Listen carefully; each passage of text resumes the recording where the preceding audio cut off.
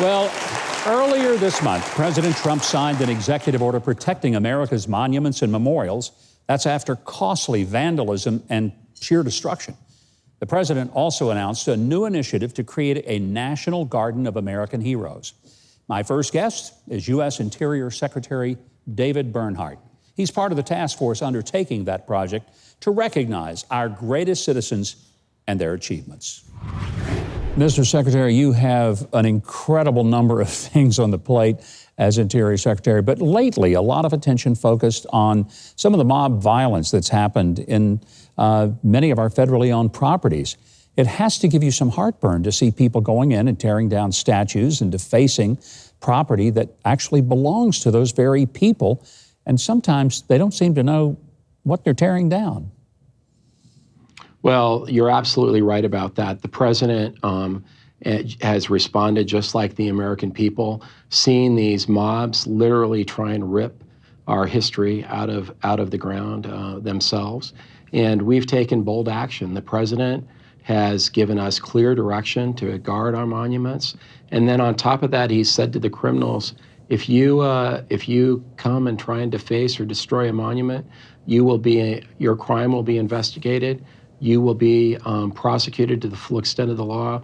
And he's directed the Department of Justice to work with us to prosecute people. And we are in the process of rounding up these criminals, and they're going to learn that this is not jaywalking. It's a very serious crime. In some instances, they'll be doing 10 years in jail. And the reality is that if you want to change monuments, there's a process that you can go through to do that.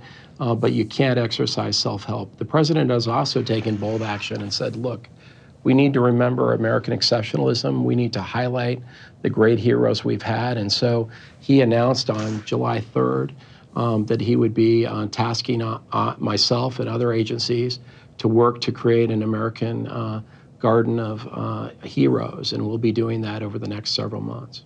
I thought that was a fascinating idea. I never had heard it before. The president put it forth when he was doing the event at Mount Rushmore. Any word yet as to where that would be? And is there a committee? That always just scares me if there's a committee involved, but surely there's got to be a committee of some sort putting together who would be included in that. Well, you're exactly right. The president's executive order established a group made up of myself and a few other agencies, and we have 60 days to provide him a report giving him options on where we should establish this.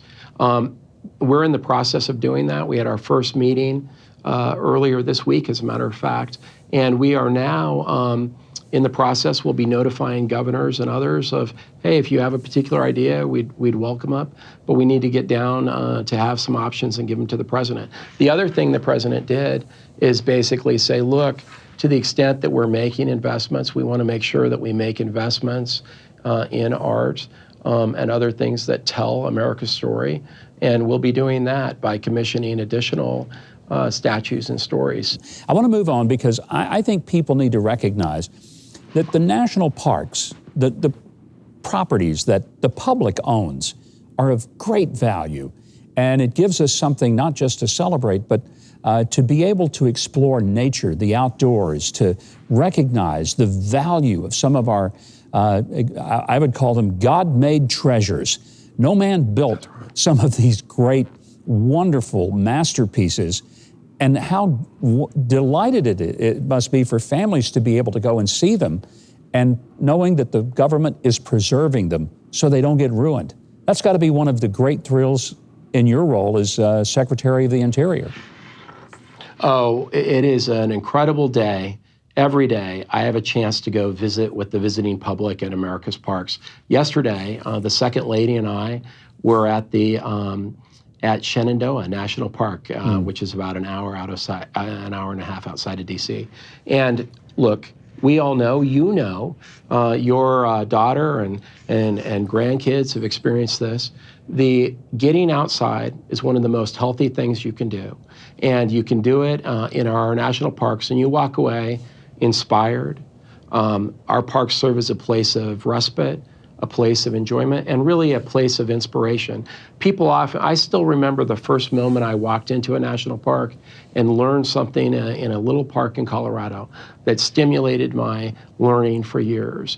And those are the moments that happen in these great treasures that we protect. And let me tell you, the president has done something really incredible here. We are on the verge.